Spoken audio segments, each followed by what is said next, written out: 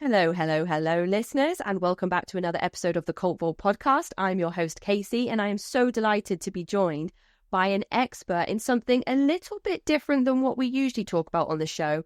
But as you know, it's all going to tie in anyway. So I'm going to hand over to the wonderful Nicole to introduce herself. Hello, Nicole. Hello. Thank you for having me. I'm so excited to be here. I have just finished reading your book that comes out in 2 days. So by the time this airs, it will have just released. On the Wrong Side, How Universities Protect Predators and Betray Survivors of Sexual Violence. So you've just told me before we hit the record button that book was 8 years in the making. Yes. How did it come about? Oh, wow. Well, I got into this work originally because I used to be a victim advocate working inside the criminal justice system in the United States. And in that role, it's really obvious that the systems we have for survivors of sexual violence to come forward don't work, that they re-traumatize survivors, that the entire kind of ideology of what justice means is focused on something for the perpetrator, and victims don't get much out of coming forward. If anything, we ask more of them. And in that role, victims would ask me the same questions over and over and over about, why did this happen to me? Why is nobody stopping it? Why is this system so hard? And when I looked to the research, the answers weren't great. A lot of the answers were victim blaming. A lot of the answers just treated it all as the way things had to be done. And so I decided to get a PhD to do research on that topic from a different perspective, from a helpful perspective of it doesn't have to be this way, and are there better ways to do this?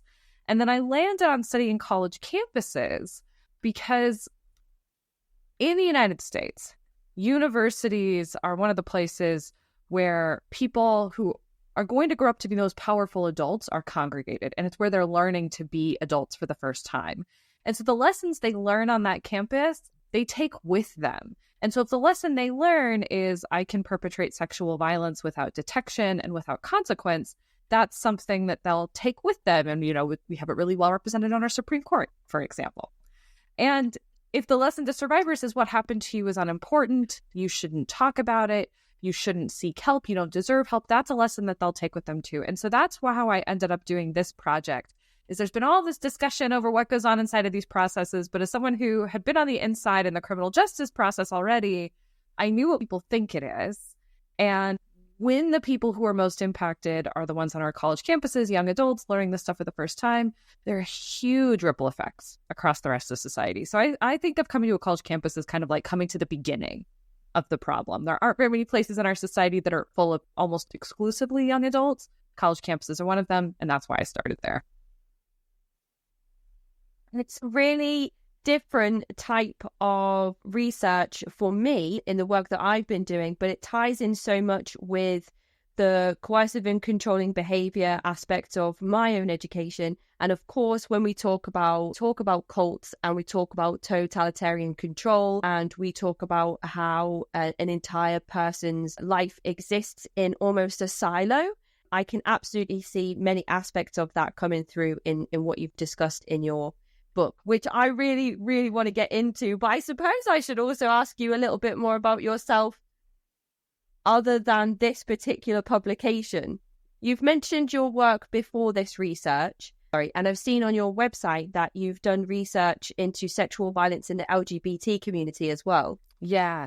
Prior to this project, I've done a few different projects that kind of all prepared me for this one. So in this book, I studied the victims, the perpetrators, and the school administrators at the same time. I observed them for myself, and then I interviewed all of them. And so I got to see all of these different dimensions. To be prepared for that, I'd done all this work in the past on all of those different dimensions. So my first project that I ever did was about the messaging that universities give their students around sexual violence and whose responsibility it is to prevent sexual assault. And spoiler, it's women's. That's who they were really positioning as the people who needed to be thinking about preventing sexual violence as women and victims in particular. Then I moved into work on prevention and consent programming. And the main thing I found was that we really don't need to tell men what the definition of sexual violence is because they do know already. And so all of this rhetoric around if they just knew better, they'd do better, that's not really true for where the source of the problem comes from. And then the third project that I worked on was with queer women who were victims of sexual violence. And specifically, I worked with adults because up until this point, almost all research on queer sexual assault victims either focused on gay men or with this sort of thinking of, if you are sexually abused as a child, does that make you queer? That is a question that isn't particularly helpful. I'm not particularly interested in it. It's sort of imbued with a homophobia and a biphobia that you can't really tease out from it. And so I really wanted to focus on, why is sexual violence happening at higher rates for queer adults and queer women in particular? Because on a college campus and in society more broadly, queer women are some of the most likely victims of sexual abuse. And in the past, people always just said that it was because they engaged in risky behaviors, like having more sexual partners or drinking so much. And what we found in our research is that really all of those things that come up on surveys about queer women who, yes, do drink more or do use more drugs than straight women, is often it's being done as a form of self-medication to cope with an assault that has already taken place. And so we were really interested in how queer women are targeted and how difficult it is for queer women to get access to assistance once they've been sexually assaulted. And that's some of the work I'm most proud of. And if anybody's interested in reading it, everything we've written is free on my website. So you can go to my personal website, you can see what we've written on the topic. I'm going to make sure that I put links to everything in the episode description as well, Nicole's website, but also where you can find copies of the book that will, at this point, be available to purchase. So you've mentioned research prior to this book and the research that took place for this publication. Are there any elements that you found strikingly consistent between your work with queer women and your work with victims of sexual violence in university institutions?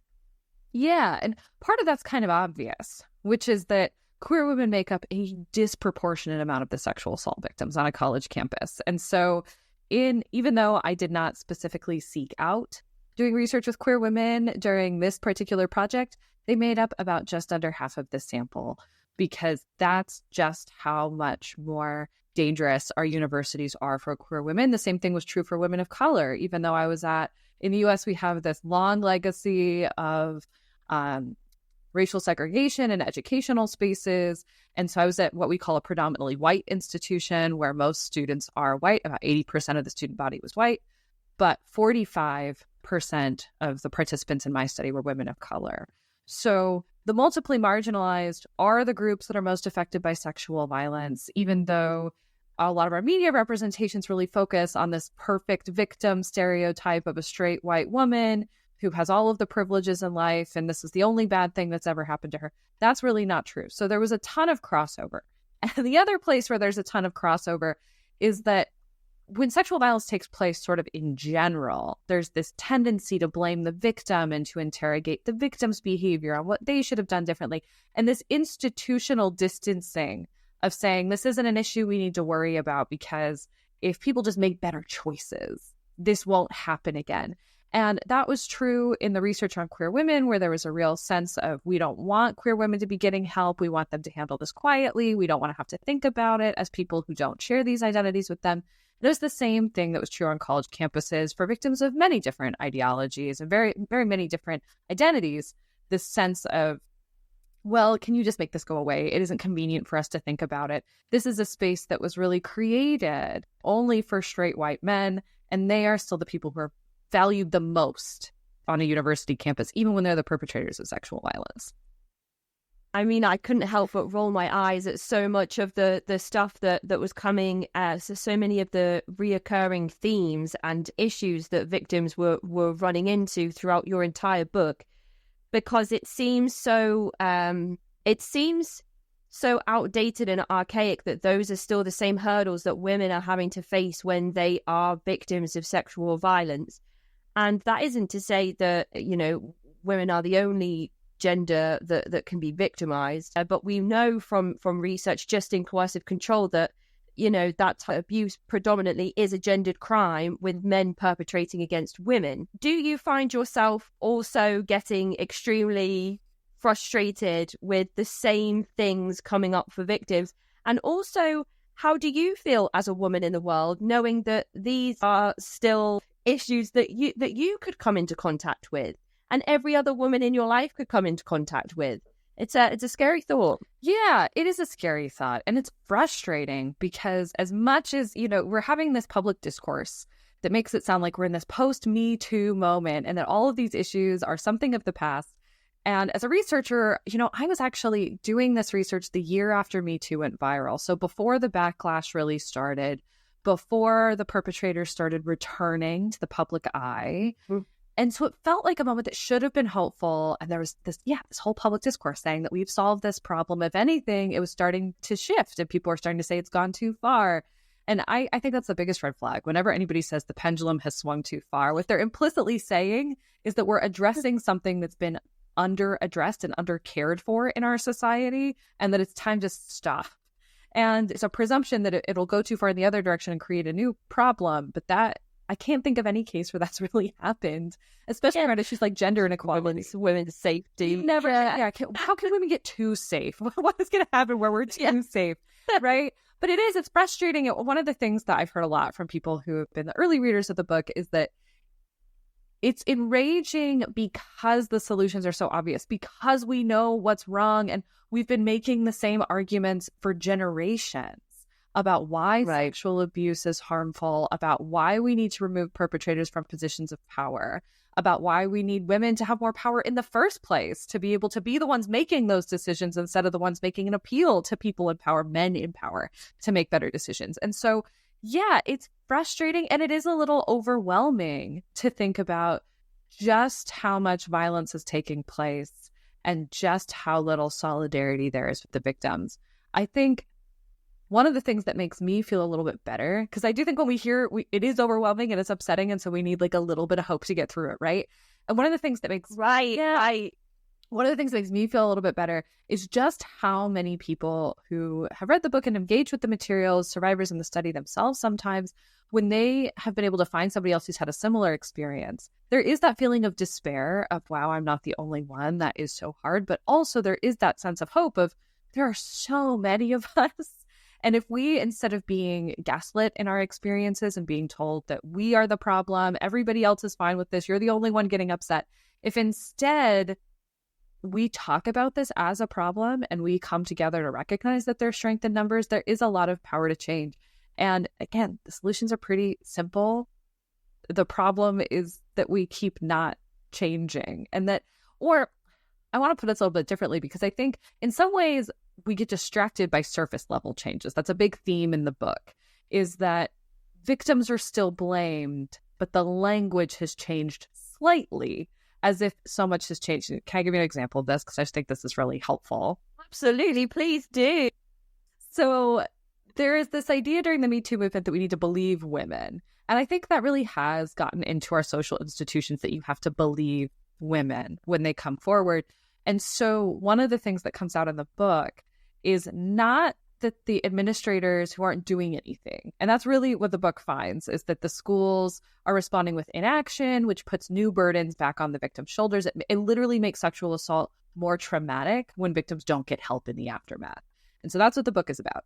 And the way the administrators rationalize it is they don't say, I don't believe the victim. They're saying things like, well, I believe she believes what she's telling me. Or even, I believe something happened, but she's overreacting. I think it's not as bad as she's making it sound. So on its face, we've made this progress, right? This progress that people believe victims now. But when they're confronted with taking action for victims, they're saying, well, I don't think it deserves that. I think that sexual violence, it's a legitimate problem, but I don't think I should have to care about it. And that's a slightly different twist. And it's part of why this problem continues, is because if you went to a school administrator and you asked them, do you believe victims? Do you have a policy to believe victims when they come forward? They would say yes. And we would say, great, that's progress. Look at all this progress we've made. But in reality, they're doing the same thing. They're just calling it something different. And that's part of why it's also frustrating, is because when it comes to victim blame, we all know at this point that you don't ask somebody, what were you wearing? You don't ask those types of questions. And so instead, it turns into a different question of, have you had a similar experience of sexual violence before? Do you think you were just triggered? Right? And so each generation gets like a slightly different iteration of the same theme. And it would be helpful for us as people who are trying to change this to take a step back and say, okay, how can we get focused on what are they rhetorically doing? Are they taking responsibility and seeing sexual violence as something we all play a part in fixing? Or are they making it sound like it's really up to the victim to just go heal on their own, go manage it on their own, and just pretend it never happened? And so that's the skill that I think we all need to practice to be able to see through this kind of like, culty thinking around everybody else is witnessing this violence and doing nothing about it. How did we get here? Well, it's because we think it's up to individual people to quote unquote like make better choices. It's frustrating at the parts where each institution claims to have a procedure that is beneficial for victims, but through your research, you've been able to identify that it's quite the opposite. And there's a lot of, it's kind of like cloak and dagger around which avenue a victim should take and which language a victim should be using in order to get to the place that they want to be if they are trying to access support or trying to report an incident of sexual violence. And I think why is it so difficult for somebody to say this is what's happened and then for action to be taken? And it's I guess me having that surface level thinking on how I think things just should be easy, and how it seems absurd to me that there are so many hoops victims have to jump through to protect themselves and other people. But you go into why that happens and why that is the case in different academic spaces. And it was so enlightening to me to read through your research where you present something that seems absurd and you're like, how has that happened? Then you work through how, why, what needs to change with that specific thing to make this process actually work, I suppose. So I don't know if you have any examples of those things that you can talk through, just the paperwork side of things, or just Title IX itself, because I had never heard about that until I read your book as well. So I'm just throwing so much at you, and I'm just going to hopefully let you run with it. Yeah, so a little background that might be helpful for people outside of the USA is what is Title IX, right? And so Title IX is the law that makes sexual violence illegal on college campuses, but it's not what you think it would be. It is not a law about sexual violence. It's a law that says that any kind of gender disparity that's happening on a college campus that makes it more difficult for anyone, it doesn't even say gender marginalized people, it just says anyone of any gender, if they are having experiences because of their gender, the language is sex actually, because of their sex, that if it makes it more difficult for them to get full access to their education, that's illegal. And then through the courts, which is how our government works, that when the legislature passes a really vague law, the courts get to decide what that means. Or sometimes the president gets to decide what that means and give a little bit of extra context there. And so this one went through the courts and they said, yes, that includes sexual violence because it is a gendered problem, because the perpetrators are overwhelmingly men and the victims are primarily women. That is a gender disparity. And we know that victims of sexual abuse have a harder time in college, that they have lower grades in comparison to other students. They're more likely to drop out than other students. And they have less control, we're finding now, over the majors, over the disciplines that they want to study in because of a lot of structural inequities. But things like in the US, a lot of our male-dominated disciplines have something called like a weed out course, which is a class that is intentionally very difficult, that you have to perform almost perfectly, and that if you don't, you'll be removed from you'll be removed not from campus, but from that specific discipline, that you'll have to get a degree in something else. And so if that semester that you're taking one of those weed out courses is a class where you were dealing with the trauma of sexual violence, or the perpetrator is in the room with you, either as another student or as the professor of the class, then it's sort of predictable that victims are going to have a hard time staying in those majors, which matters for things like who gets to be a doctor in American society, right? And there was a study that found that the best predictor of whether or not a woman can follow, or one of the best predictors that a woman can complete a degree in science, technology, engineering, or math in the US is whether or not they were sexually assaulted during college. And so that's where all of this comes from in the American context, is it's not really somebody being upset or a government being upset about sexual violence as an issue. It's really about equity and opportunity in education and everything that comes afterward.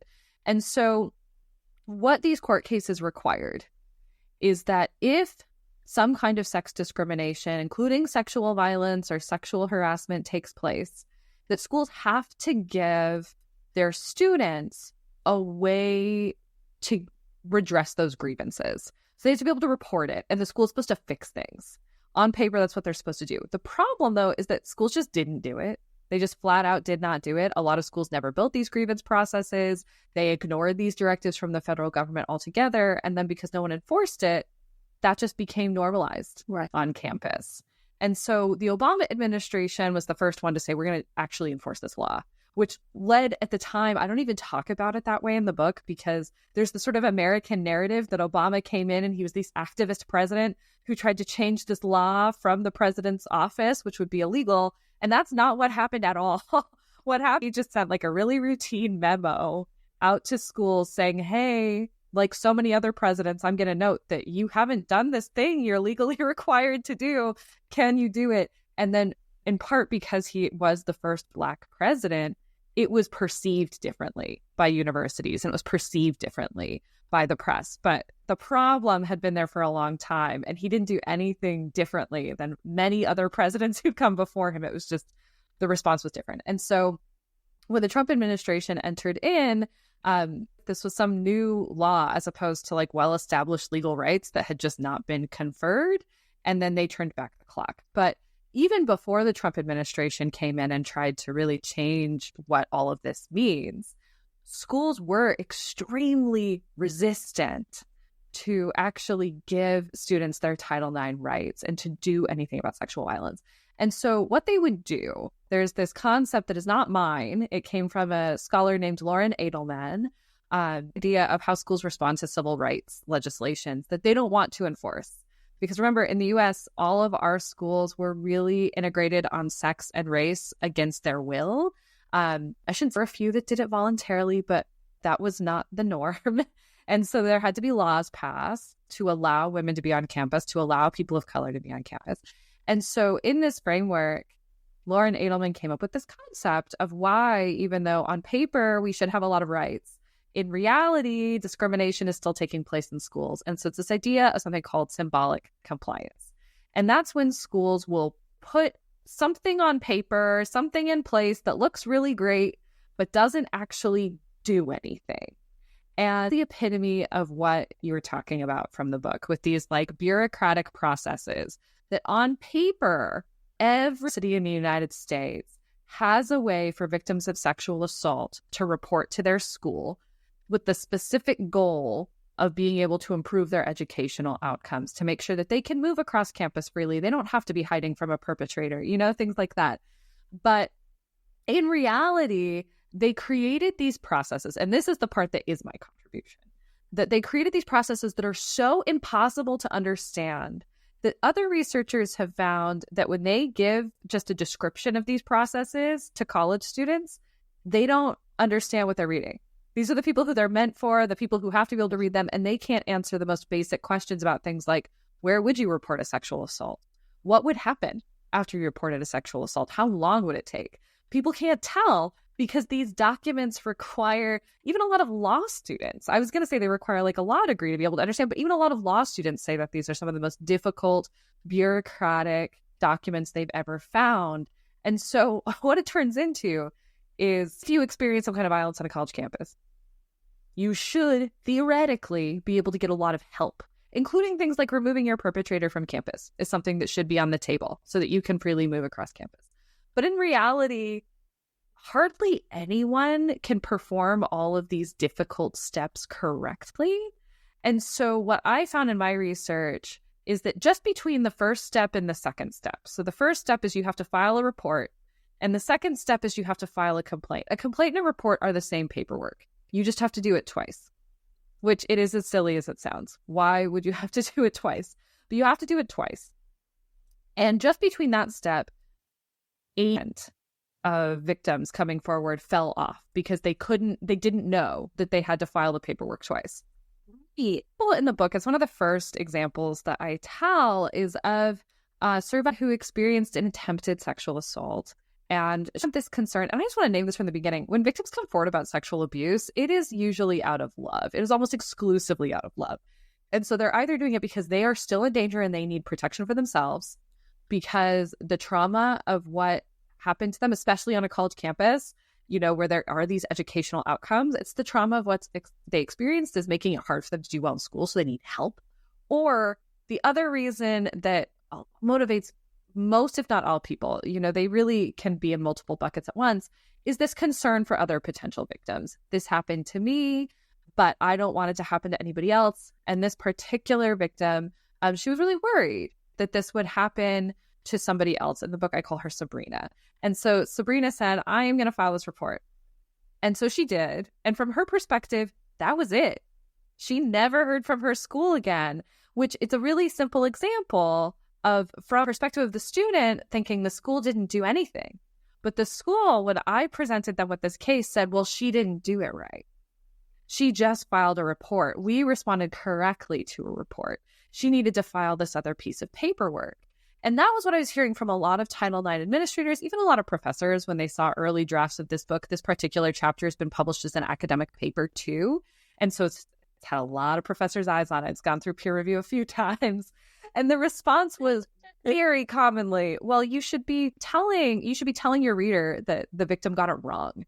And that if she'd just done it correctly, maybe it would have worked out. But the whole point of the book is that nobody can do it correctly. And if all we're going to keep doing is, again, blaming the victim, pointing at the victim and saying, if you were just a little smarter, a little more clever, you'd be able to do this better, it just feels like we're never going to get it right. And that's kind of the point. And I should name too, that when we talk about this secretive behavior, these entire systems that are created to confuse you and to make you vulnerable to whatever it is the institution wants you to do, so that you'll just move in whatever direction they think is best for their own institutional objectives.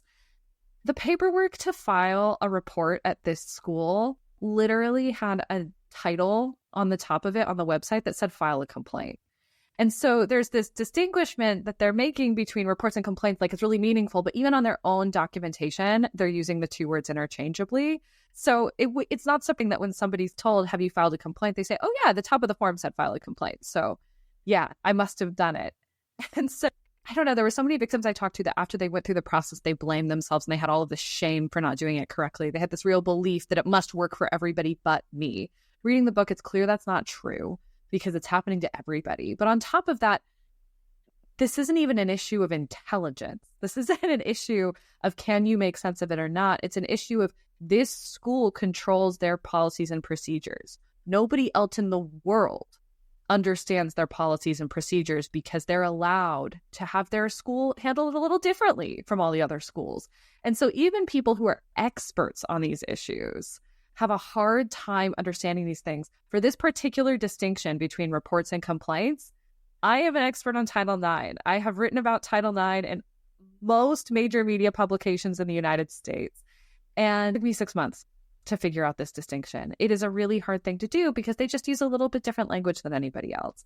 And that's something that I think doesn't even fully come through in the book, because the school's language is so specific that if I called all of these forms what they called these forms, you could Google them and you could see what school I'd been at, which I am not allowed to do.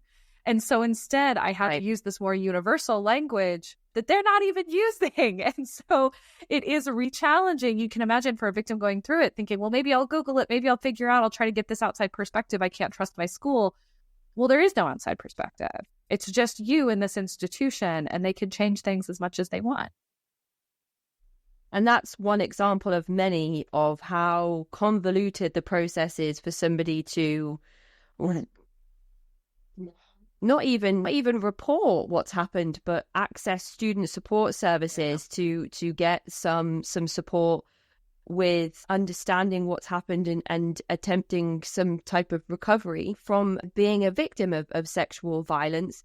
And one of the hardest parts of the book for me personally was reading about how the protections that are in place that are supposed to protect victims actually end up protecting predators I would say more so. So I was hoping that you could talk the listeners through what those processes look like as well. Yeah. And I want to talk about this in a way that isn't just about like American university campuses, because this issue in particular is pretty universal.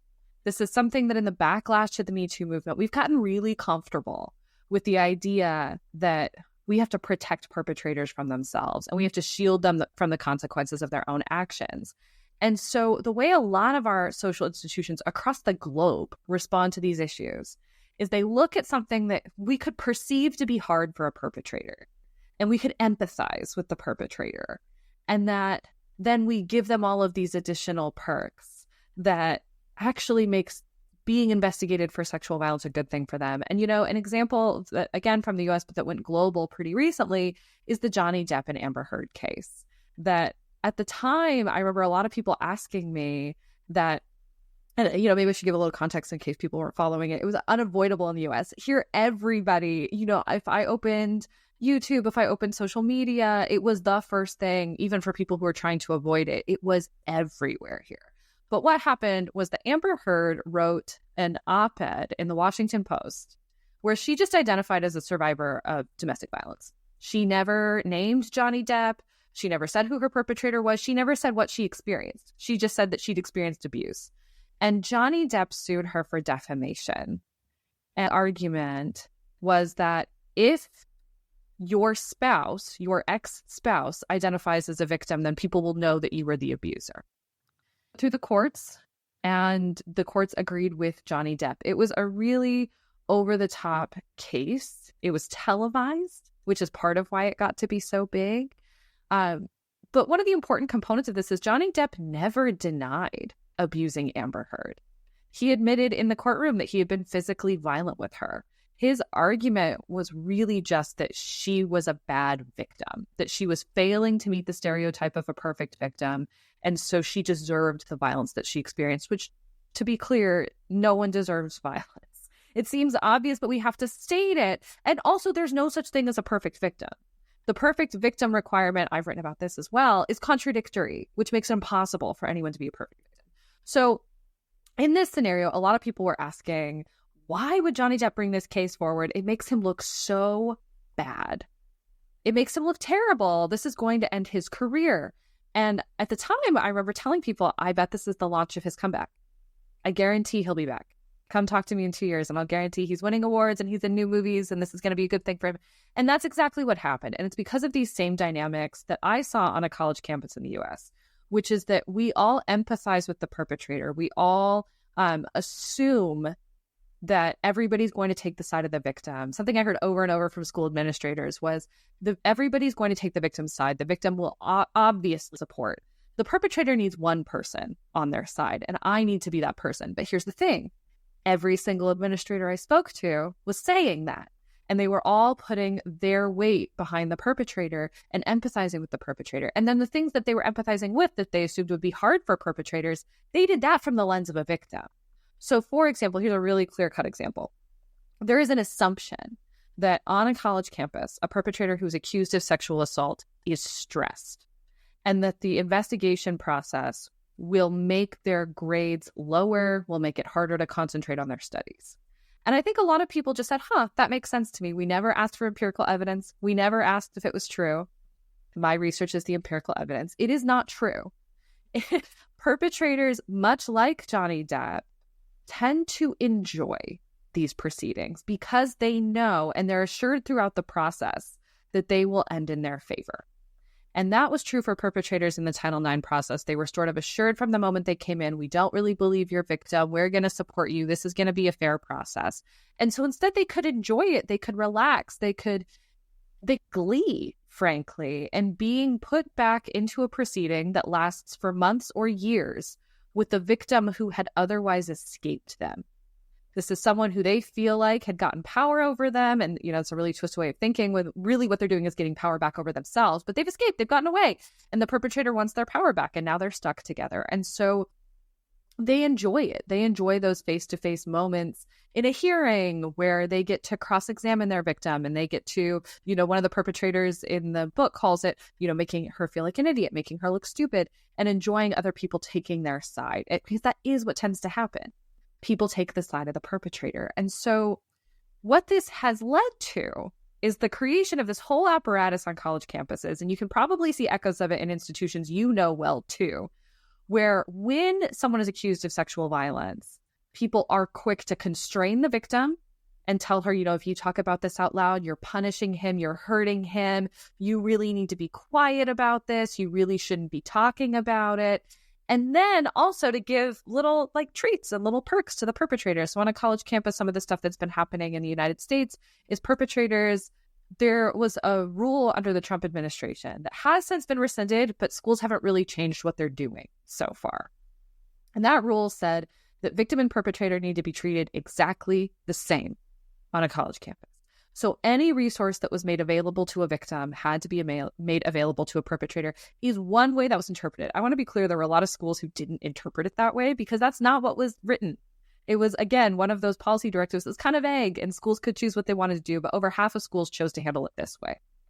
And so some of the things that victims are given on college campuses that, again, are intended to make their educations easier are things like if you failed a class because of the trauma of your sexual assault, we don't think that that should be on your academic records when you apply for a graduate degree. If you want to become a lawyer or a doctor or get a PhD, we think that that shouldn't be holding you back from admission when you move forward. We'll remove it from your records. And since a lot of students, they're going to have to still complete their credit requirements, they're going to have to take a class again, less likely to graduate, in part because of how expensive education is in the United States. It can be difficult to keep affording spending thousands upon thousands of dollars every semester. And so something that schools would offer was to say, you will get your money back for that semester that you failed, and we'll remove it from your transcript. So now you get kind of a clean slate to just go back and try again. Perpetrators are getting that too now, where as sort of a perk of being accused, one of the perpetrators in the book talked about how he had failed some of his classes because he used to be a student athlete, and student athletes get special support in the United States. And so he was used to having tutors and all this help with his academics, and he didn't anymore. And without that help, he really struggled after he left the team. And he was able to remove all of those failing grades from his transcript and have an artificially higher GPA than he would have otherwise. Another example is victims are often given information about their perpetrator's academic schedule to know where they're going to be on campus and when, as a way to make it easier to avoid them. Or to find out, sometimes I want to be really clear, it's not easy. Sometimes it's hard. Sometimes it's finding out that the perpetrator is taking a class next door to you in the same academic building that you'll be in. And so you need to have a safety plan to be able to say, okay, I'm just going to hang back in the classroom for 10 minutes and hope that he has already left so that then I can sneak out the other door and maybe I won't run into this person who's dangerous to me. So it's really essential safety planning. But if you think about it from the other perspective, if you give a perpetrator who is stalking a victim information about where they will be on campus, now the university is just helping the perpetrator stalk a victim. And so there were a lot of things like this that came out where the applications were, even if they were done completely evenly, would have totally different ramifications. They'd be dangerous for the victim and, really helpful for the perpetrator to be able to continue their abuse, enabling to the perpetrator. But there were all these other things too where they weren't applied quite as evenly because people just tend to like perpetrators better. We've all been taught, we're coming up in these patriarchal societies where we've been taught to value men more than women. And that translates into sexual violence too. And so there were all these things that were supposed to be neutral that didn't work for victims and did work for perpetrators. And yeah, it all feels backwards. That's what my agent and I would sort of privately call the book before we had the title. It's just like everything is backwards. Everything is messed up because it is true that if you ask the average person, how should we handle sexual violence? They wouldn't say, well, give the perpetrator a bunch of privileges, protect them at all costs. Most people do think this stuff is morally wrong. But in the moment when you're sitting across from a perpetrator who doesn't meet the stereotype of what a perpetrator looks like, which in the US is a really racialized and classed stereotype, it's really hard for us to see wealthy white men as perpetrators, even though research would indicate they're among the most common offenders. And so our perception is totally backwards. And so when you're encountered with somebody who doesn't look exactly like what you've been taught to think, because our media depictions of sexual violence are so inaccurate, this is how people respond. And it's not unique to university campus. I was going to say I don't think it's unique, but I know it's not because I've heard about this from so many different people, so many different institutions, that this stuff happens in churches, it happens in government entities, it happens in your workplace, it happens in families. And so it's really all of these different institutions where there's this general perception of anything that we give a victim to be fair, we have to give it to the perpetrator without a lot of critical thinking of what that means.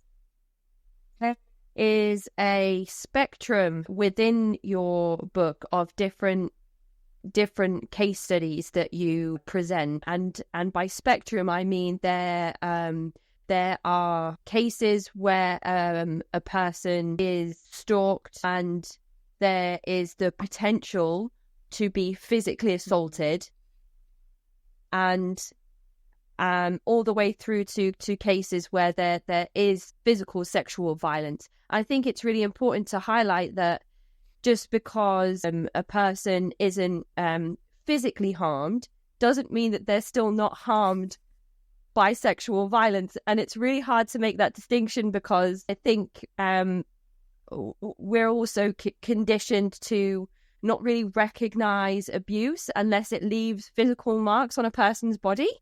And I'm always talking a lot about psychological manipulation and harm. And there's also a spectrum of different perpetrators in your book that's discussed as well, which is also, I think, so vitally important. I think it was the case with Sabrina, where it was an older, well-known, I would say more socially powerful man that is the perpetrator in that particular case. And there are already protections in place, I would say, for him as a predator, being social position, just reputation, probably money, age. All of these different power imbalances add to the probably multiple cases of sexual violence that he's perpetrated, I would assume, and because he seemed to be very adept at his approach to Sabrina. And then there are cases of students who are perpetrating as well. So there aren't so many power imbalances, but being a male in university, I think already there is a power imbalance. To me, it was really great to see different types of sexual violence highlighted, and also different types of perpetrators as well, and how it doesn't really matter if there's one power imbalance, it's always going to work in favor of the person that is perpetrating the crime. And if there are multiple power imbalances, then it's almost going to be impossible for the survivor to come forward and have any kind of resolution to their particular case of abuse, which is, again, so frustrating and difficult to think about. And even there was one case in the book that you covered where a person was in the middle of an investigation and he was continuing to harm women, and he was still being protected by his university, and he was still being protected by the staff that were working on his case. And I couldn't fathom it. I had to take a break here and there, because I can't imagine how damaging and upsetting that must be for the victims and the survivors to just be, and for people to come into contact with him and know that there are rumors flying around that person is dangerous, and then they come into contact with him and those rumors are proven to be true. It's horrifying. So I kind of just went off on a tangent there about the parts of the book that spoke to me for different reasons personally, but also for different reasons thinking about my experiences at university. And also I have a daughter. So, she's only 3, but if she wanted to go to university one day, it's a terrifying thought. Yeah, it's supposed to be a good thing. And absolutely. It's a much more complicated thing. And, there's something that you said across all of those different cases that I want to bring out, which is this sort of underlying theme that sexual violence is only damaging if it's life-threatening. And even that sexual violence, and I use sexual violence really broadly, I use it to include sexual harassment, intimate partner violence, stalking, anything gendered, any gendered crime I'm really thinking of under this umbrella of sexual violence. But there's this idea that it's only violating because it can cause physical injury. And that is not the source of harm in actually any sexual violence. Even in cases of things like rape or intimate partner violence, physical harm and physical injury is rare. It's one of the first things that we learned as victim advocates when we'd be meeting with survivors, and we do forensic exams in the hospital in the US, and we'd be taught to expect there's going to be almost no bruising. There's going to be almost nothing, any kind of physical harm, because the abuse itself, the thing that makes sexual violence so damaging is the loss of autonomy, which is a psychological harm, and it's a deep psychological harm. When somebody else is using your body in a way that you would not choose to use it, and you've lost control of your own body. And so when you think about sexual violence and that being the source of harm, then you start to think about like, oh, get why stalking is as dangerous as it is, right? Because it isn't just that you're afraid that somebody might physically hurt you. That is certainly a component of this type of violence. But the other component is having to make your world smaller to avoid this person, because when you interact with them, they will harm you in ways that make you feel divorced from who you are as a person, that will make you feel like you don't have control over how you react. You'll go into this fight, flight, freeze, or fawn mode, right? And you'll no longer recognize your own personality, because your personality isn't what's responding to those moments. And that's always a damaging thing to experience. And so yeah, across the book and throughout my time in the field, I would hear these administrators talk about these cases as if they could rank perpetrators in terms of severity. And every time they encountered a case that a lot of us would consider to be sort of extreme because of the perpetrator's really overt intent to cause harm or the number of victims they'd had or whatever it was, they would then remember that person for the rest of their career and compare everybody else to the one who they consider to be the worst. And then everything else was comparatively, not that bad. But the research is really clear. It doesn't matter what type of gendered harm you experience. For victims, they're all experienced as equally traumatic. It doesn't matter if it's sexual harassment or sex discrimination, or if it's rape or intimate partner violence. There are some that come with the risk of being life-threatening. And that changes our response because it needs to, right? If something's life-threatening, there is an immediate concern about the end of life, right? Like, it seems obvious to say, but violence shouldn't have to be life-threatening for us to care about it. And there shouldn't have to be serial perpetration for us to care about it either. But yeah, it is. It's mind-bending when there's all of this stuff that victims can talk about how much it hurts them, and then people will make it sound like, oh, that's just you, or nobody else cares about it that much, and it isn't that bad.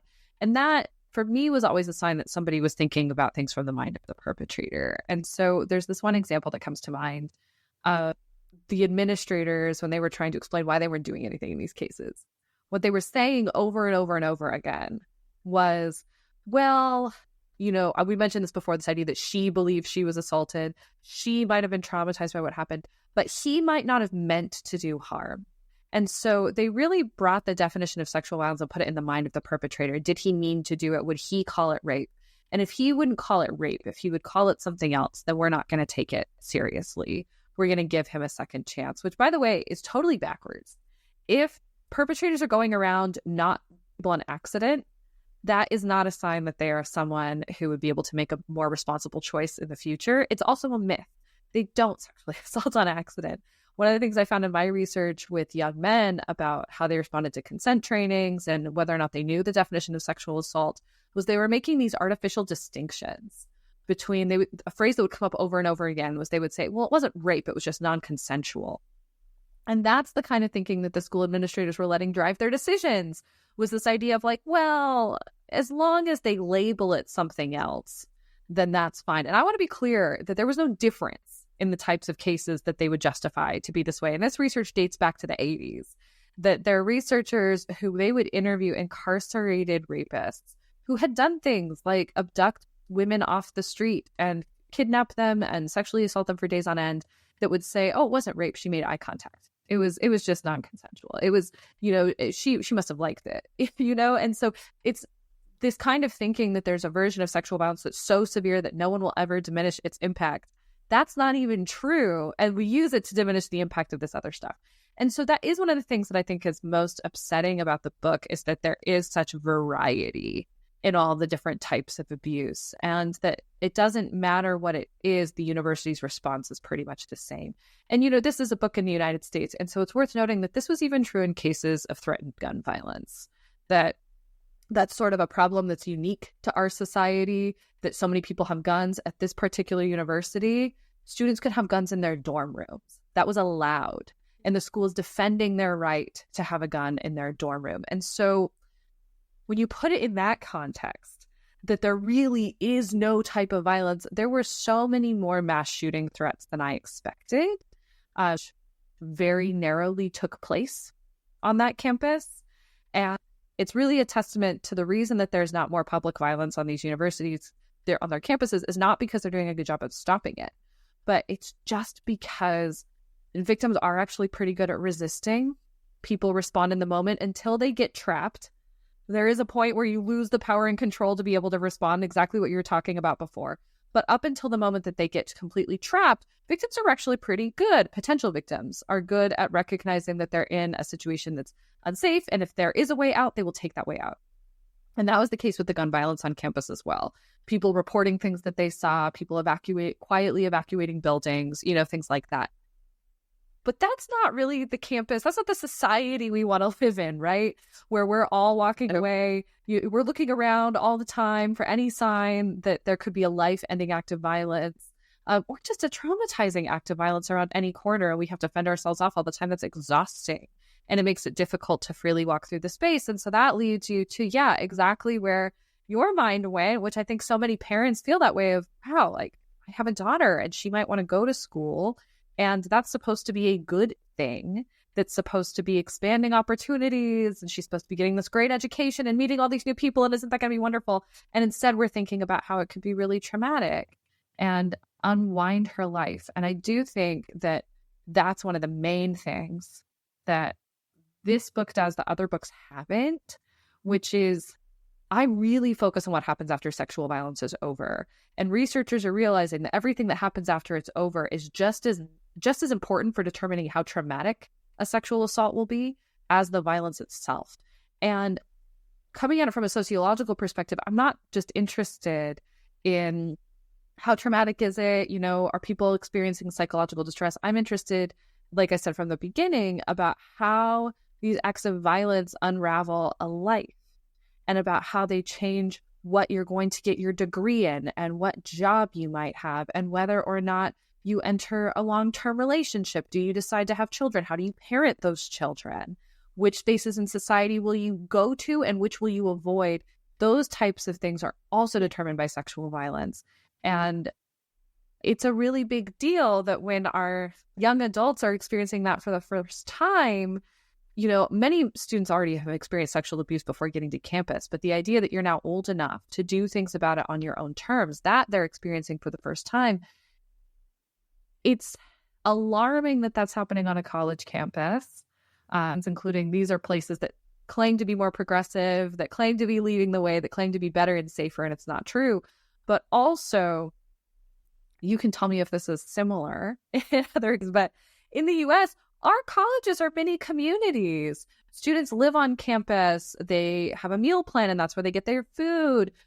In the U.S., it's where you get your health care while you're in college, is either from your parents or from the university itself. It's obviously where you're getting your education. If you work, it's probably where your job is.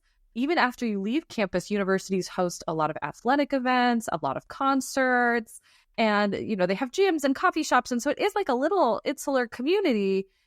And so if the university decides to do nothing about it, what you learn is no one will do anything about it. Whereas once you're out in the rest of the world, you can kind of make an appeal to a different institution if you want to.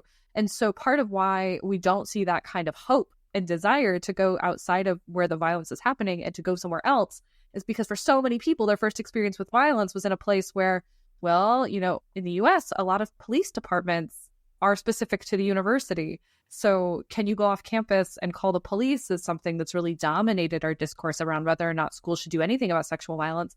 But it's kind of an artificial distinction. If you're at a large public university and you go to the police and the police is the university police department, you're still going to your school either way. And so this sort of insular, in sociology, we would call it something like a total institution, where the institution controls absolutely everything about your environment. That's part of what makes these lessons that victims and perpetrators are learning so powerful is because there's a presumption of if this one institution won't do anything, then nobody else will either. And that's the part that reminds me a lot of cults as well, where it's very insular. Everything is usually, a self-sealing system is what Jan Jelálič would call it, one of the world's leading cult experts. And I think it does describe that type of environment perfectly, especially when you consider students that travel cross country or from international students who become isolated almost in this community because they're so far from home or so far from anything that is familiar to them as well. Being isolated in that way, and to even be in a space where you could be sexually harmed is such a scary thought. And of course, we understand as women that there's the potential to encounter sexual violence at any stage in your life, from the moment you're born up until the moment you pass away, unfortunately. So, I mean, I worry about my daughter every day. Just not just years ahead when she's at university, but I worry about what happens when she goes to school and when she's going and meeting school friends and there's teachers and we have vetting processes over here, but you're just wondering if they work in the way that they should, because definitely a part of your book highlights that there are these processes in place, but they're not really doing anything at all, or there are said to be processes in place, and whether there actually are is another question in itself.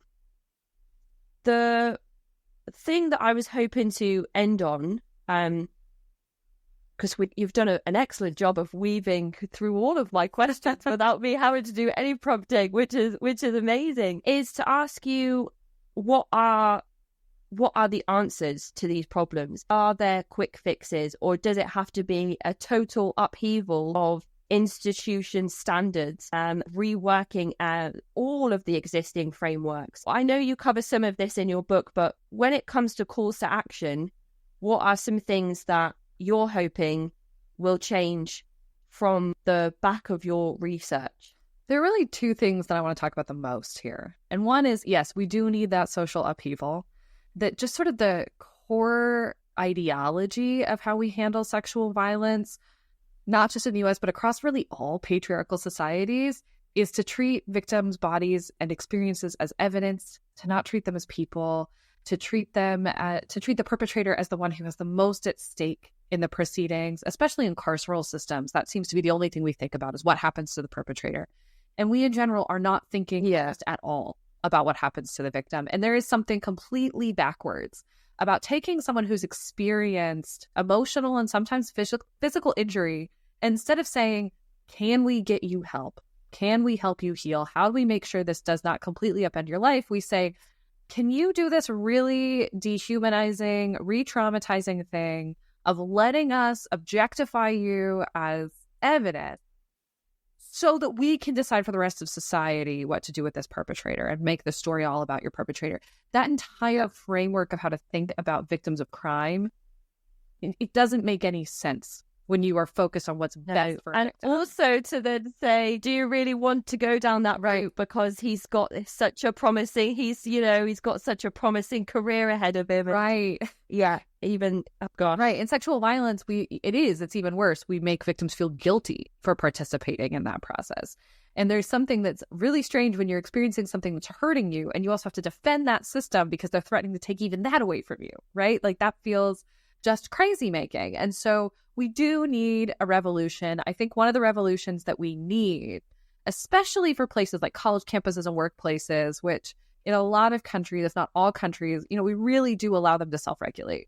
We really do say, if you experience discrimination, go to your workplace, go to your church, which often is the same as saying, go to the place where that discrimination happened. Go to the person who hurt you and ask them to change. That's never going to work. We need independent agencies to break out of this total institution. Because when these institutions control so much of our lives, well, you can't come forward because then you're jeopardizing your livelihood. One of the examples I talk about a lot in the book is about graduate students. In the US, graduate students get paid. And remember, we pay for our educations too. So they're say one of the only ways to get a graduate education without having to pay tuition is to be an employee of the school and teach classes while you work there and while you learn there. And so for a lot of victims, when they try to come forward, if they're graduate students, they are sort of threatened with losing their position on campus, with losing the money that they need to pay for their housing that month. They might lose their health care right away.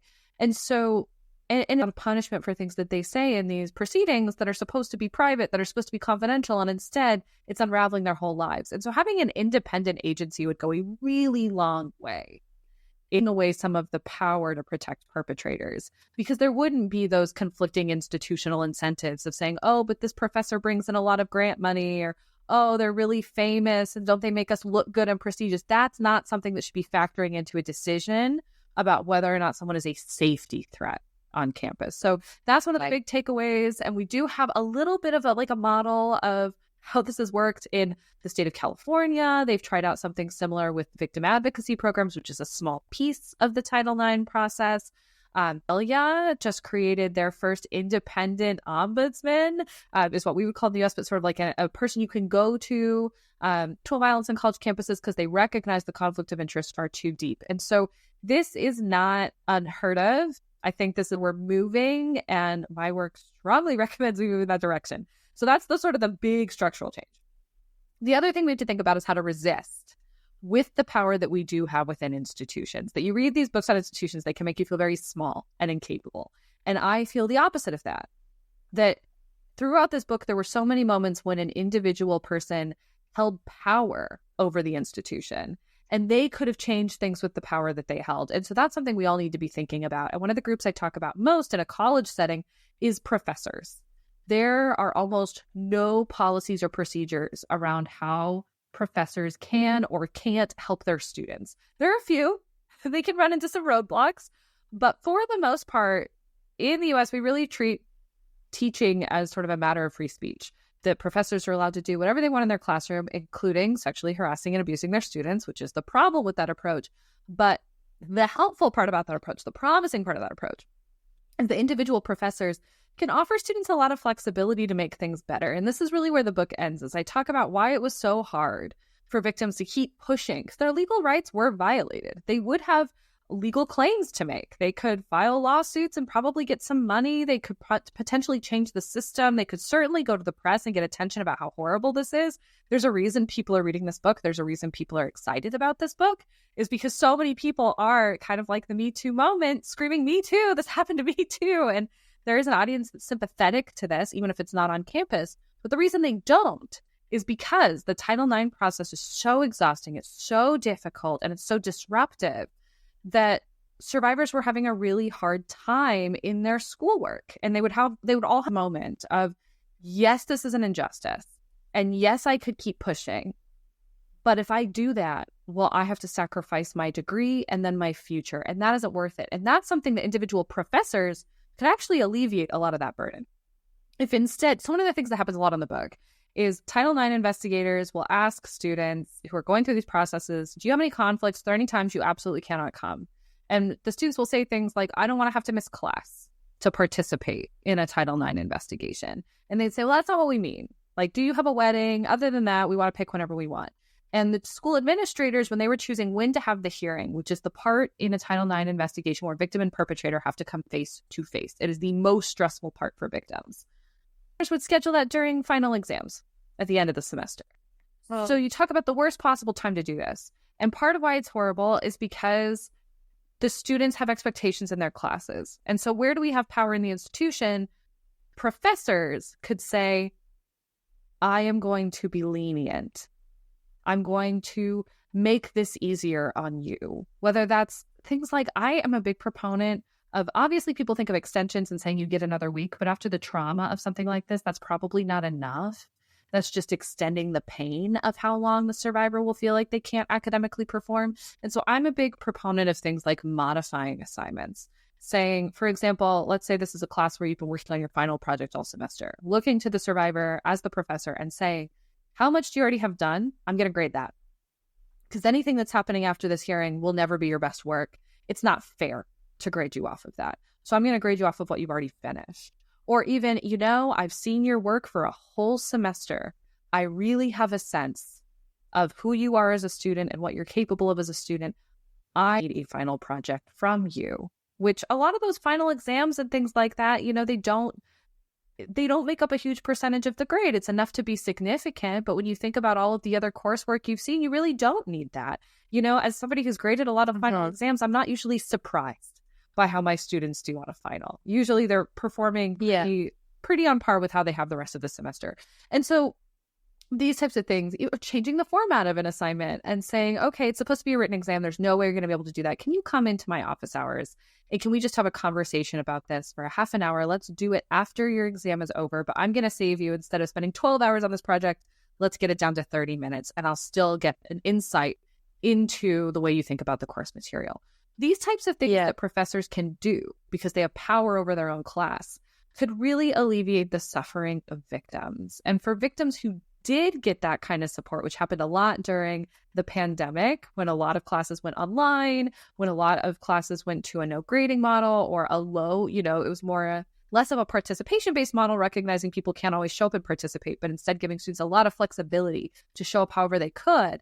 The victims in my study did a lot better that way. So we don't have to reinvent the wheel. And a lot of these accommodations would help a lot more students than just sexual assault survivors. Yeah. But there is a sense of use the power you have to do the right thing. And institutions are just made up of individual people. And I want to be clear, legally, schools have the right to do more. Professors have the right to do more. But most of the time we come from this compliance model of trying to do the bare minimum to not be in legal trouble. And that's not how we end sexual violence. That's not how we end discrimination. And so that I will name here is the other thing that I've been doing since leaving the field. It is hard to be a researcher witnessing all of these problems, knowing the solutions, knowing what's going wrong and not being able to say anything. And so I feel like I have a debt to pay after doing that. And so I opened a consulting practice, and we work with organizations specifically, and we'll do pretty much anything where we can be an expert that's helpful. We are open to doing. So if anything comes to mind, feel free. We'll consider it. But the main thing we do is work with organizations, and we work with people whose hearts are in the right place. They want to do the right thing, and they just need some help figuring out how to leverage the power they have to do the right thing by survivors. And I have been so just amazed by some of the stuff that we've been able to come up with, and that people hold a lot more power than they think. Because institutions are made up of a bunch of people. And some sociology studies find that only takes 3 people within an institution to change institutional norms, especially if we're talking about a relatively small institution. You have a lot of power. So anyway, that's my answer. That's my answer. What do we do about it? The answer is a lot. We can do a lot. And like I said before, part of what makes this book so upsetting is that the solutions are actually really obvious, and that it's just nobody's willing to do them. But it's not that we don't know how to fix sexual violence. We do. And so the answer is, what do we do? Well, we do all the things we know will work. That's what we're going to do. And if there's any uncomfortable thoughts on how we can't make accommodations for survivors and victims because that is not the way things are done in universities or whatever, that's not the status quo, or kind of whatever thought terminating cliches people would come back with. Think about all the accommodations that are being made that are not the status quo for people that are harming other people. So amazed by the depth of your writing and the research that you've conducted. I mean, you told me it takes 8 years. That kind of makes sense because it is so thorough and it is so well presented. And the way that you're able to break down a subject that I absolutely had no knowledge of before reading your book, coming out at the other end and understanding those things after finishing the book, I think is such a testament to the project that you have here and the work that you've done and the people you've worked with and the survivors that you've sat with and that you've worked alongside. And I highly recommend everybody that is interested in understanding more about how we can tackle sexual violence across the spectrum and across society, go and pick up a copy of Nicole's book. I will let you tell everybody the official title, name of the author, and where they can pick up a copy of your publication. All right, so the book is On the Wrong Side: How Universities Protect Perpetrators and Betray Survivors of Sexual Violence. We are working on international rights.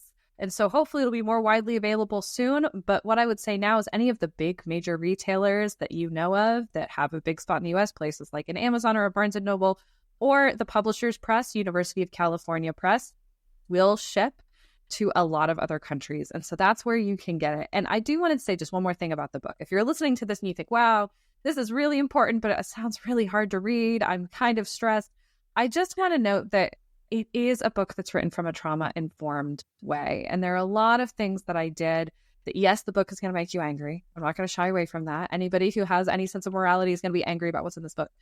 But it is written with a real thought about how to make it easier for people who are survivors themselves to read this book. There are not graphic descriptions of sexual violence. Sometimes you do have to describe what the sexual assault is and what the evidence is, but that's as far as it'll ever go. And most of the time, I really chose to protect the privacy of the survivors. And so if you don't need to know what they experienced, I'm literally not going to tell you. If the thing they're saying is that they didn't get support from a professor, you don't need to know the gory details of what they've been through. That's up for them to keep to themselves. And it's easier for us to read as well when there are fewer of those stories. And so that's in there. And there are lots of natural stopping points. A lot of people have said they've needed to take breaks. There are lots of moments for you to check in with yourself too. And so if you're a little bit nervous, the main thing I've heard from people who read it so far is, I was scared to read this book and I wish I'd read it sooner, because mostly it's a validating and, yes, very enraging experience. And so please read it. And, you know, books like these, it can be really difficult to get them out into the public eye because it's a conversation that makes a lot of people uncomfortable. So if you like it, I would really love it if you'd let people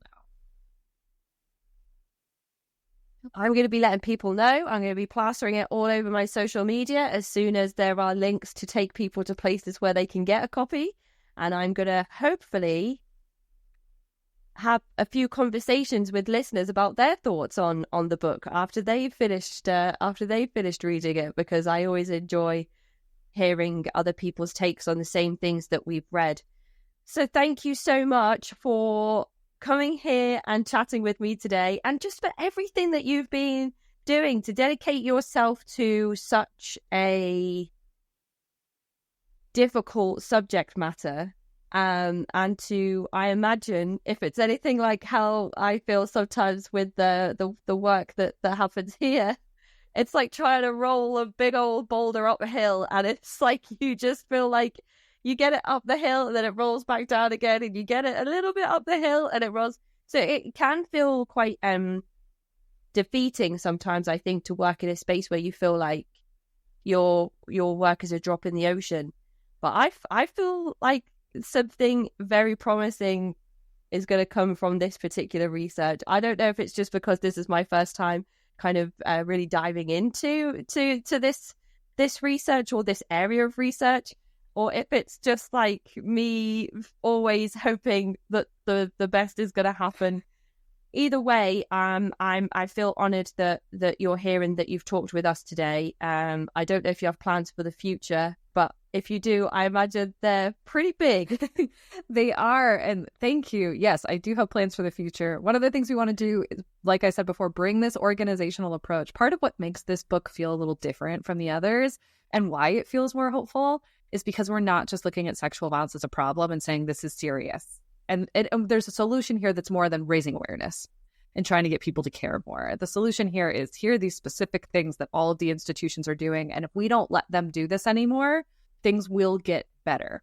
So there is some hope there that I think I've always thought that the sociological approach is inherently hopeful, that like the process of preventing sexual violence by going to each individual perpetrator and begging them to stop perpetrating is really not hopeful to me.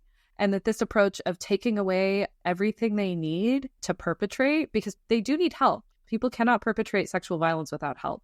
And if we take away all of the help we've been giving them, then sexual violence can go away. And that makes me really hopeful. And so one of the things we've been doing is wanting to help people who are really wanting to do that and are maybe scared, or they want to make sure they're moving in the right direction. They want an expert looking over their shoulders. We do so much of that. And then, a couple of other books in the pipeline. So keep an eye out for some of the other projects. And they should hopefully be a lot faster than 8 years to come out. You're well versed in putting a book together now. So I imagine we'll see one. in a couple of years. Yeah, well, and there's so much that I still didn't get to tell from this project. And so instead of having to go in and spend years on doing the research and getting through all the hurdles to be able to get this kind of access, now I still have that data and I still have more I want to say about it. And so I get to skip to like year 5 of the process. So the next book should come faster, and I'm so excited to get them out. Amazing. Thank you so much, Nicole, for your time today and for putting this book together and putting it out into the world. I'm looking forward to hearing what everybody thinks. And yeah, I don't know. I'll keep my eye on the best-selling lists. I'm hopeful that it's going to have a big impact and do really well.